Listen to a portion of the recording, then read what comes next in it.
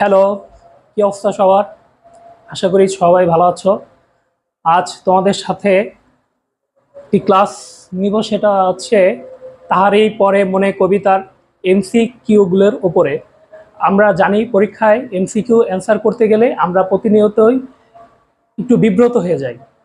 তৎক্ষণাৎ আমাদের সেই জিনিসটা মনে পড়ে না। এর কারণ হচ্ছে আমরা শুধু কবিতায় পড়েই কোনো প্রকার প্র্যাকটিস না করে সরাসরি পরীক্ষা হলে চলে যাই।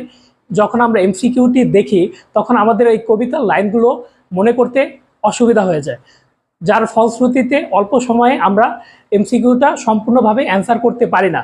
দেখা যায় প্রথম 20 মিনিটে তুমি অ্যান্সার করেছো মাত্র 5টি এমসিকিউ, এবং পরের 10 মিনিটে তুমি 25টি এমসিকিউ অ্যান্সার করতে যে প্রতিনিয়ত ভুল করে যাও।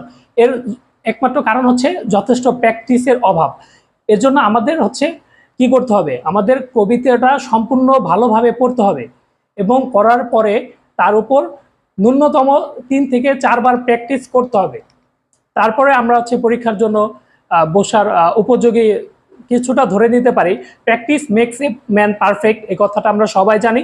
সো আমরা যত বেশি প্র্যাকটিস করব আমাদের অ্যাবিলিটিটা তত বেশি বেড়ে যাবে। কারণ একটা বিষয় সবসময় আমাদের মাথায় রাখতে হবে, বিষয়টা হচ্ছে যে আমাদের পরীক্ষার স্টেপগুলো কী কী। আমরা কিন্তু হচ্ছে পরীক্ষায় শুধু কবিতাটা লিখতে যাই না। কবিতার জন্য আমাদের হচ্ছে একটি কবিতা থেকে বা গদ্য বলো বা হচ্ছে আমাদের যে উপন্যাস, এগুলো নাটক, এগুলো থেকে কি আসে মূলত সেটা আমাদের ফোকাস করতে হবে। কারণ যেহেতু আমাদের এখানে মূল টার্গেটটা হচ্ছে পরীক্ষাতে সবগুলো রাইট অ্যান্সার করা, সেক্ষেত্রে আমাদের কি করতে হবে, পরীক্ষায় যেভাবে আসে সেইভাবে বিষয়গুলো পড়তে হবে, যাতে আমরা পরীক্ষায় কোনো ধরনের অনাকাঙ্ক্ষিত ঘটনার সম্মুখীন না হই। সো আমরা আর কথা না বাড়িয়ে সরাসরি চলে যাচ্ছি আজকে আমাদের যে টপিক এমসিকিউ।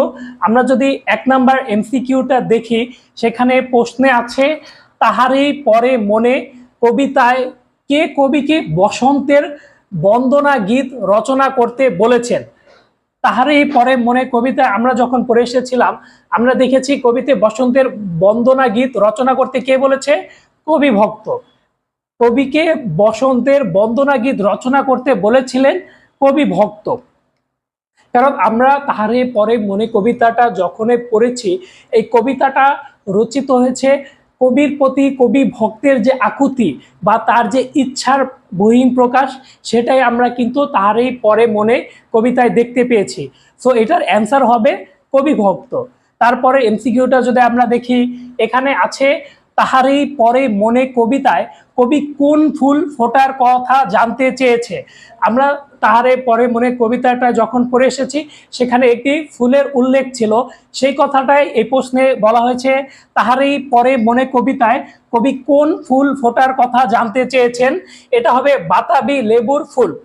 কবি কোন ফুল ফোটার কথা জানতে চেয়েছেন, এটা তাহারে পরে মনে কবিতা উল্লেখ করা ছিল যে কবি বাতাবি লেবুর ফুল ফুটতে ফোটার কথা জানতে চেয়েছেন। আচ্ছা, তারপরে এমসিকিউটা যদি দেখি, সেখানে আছে এমন উন্মনা তুমি, এটি কার উক্তি। এটা হচ্ছে কবি ভক্তের উক্তি। এমন উন্মনা তুমি, এটা কবি ভক্তের কবির প্রতি যে আকুতি বা তার যে জানার ইচ্ছা, সেই জিনিসটাই হচ্ছে এই লাইনটিতে প্রকাশ পেয়েছিল। তার মানে তারা হচ্ছে এটা কবি ভক্তের উক্তি ছিল। তাহারেই এমন উন্মনা তুমি, এটি কবি ভক্তের উক্তি।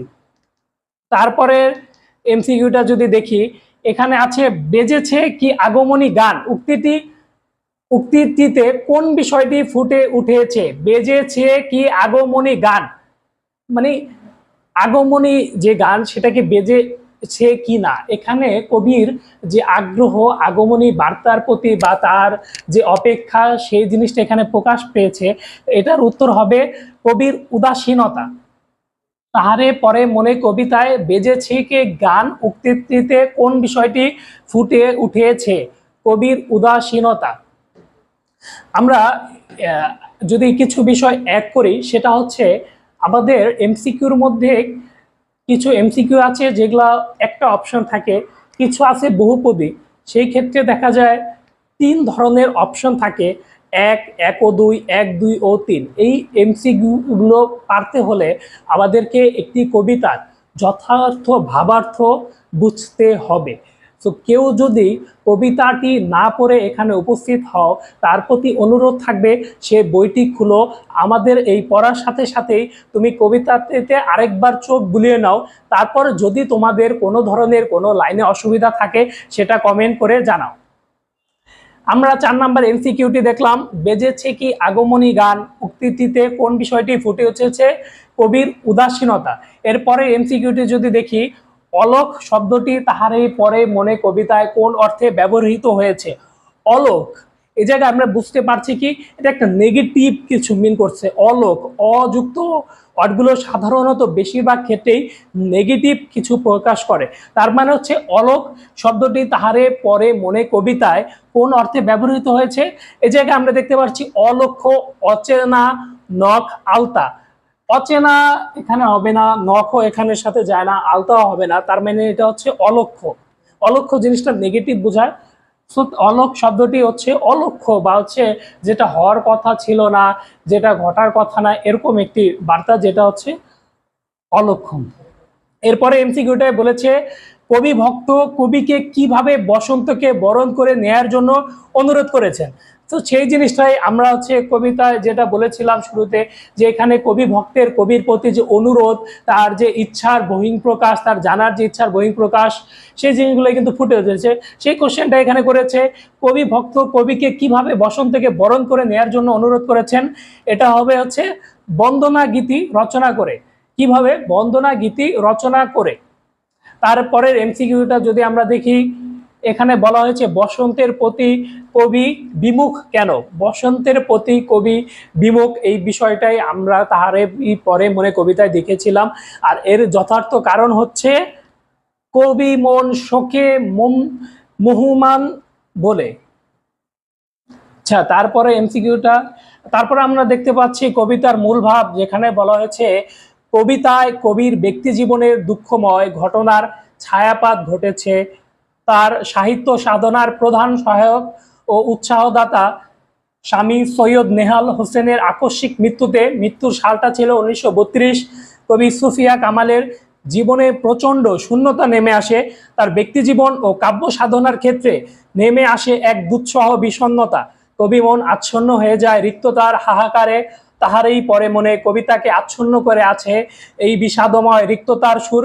তাই বসন্ত এলেও উদাসীন কবির অন্তর জুড়ে রিক্ত, শীতের করুণ বিদায়ের বেদনা। মূল ভাবটা তোমরা সবাই আরেক 2-3 বার করে পড়ে নিবে, কারণ এই মূল ভাবটা পড়ার মাধ্যমেই কবিতার যে প্রেক্ষাপট সেটা তোমরা সংক্ষেপে বুঝতে পারবে। ধন্যবাদ। আজকের মতো আমাদের ক্লাস এখানেই শেষ করছি। ভালো থাকো সবাই।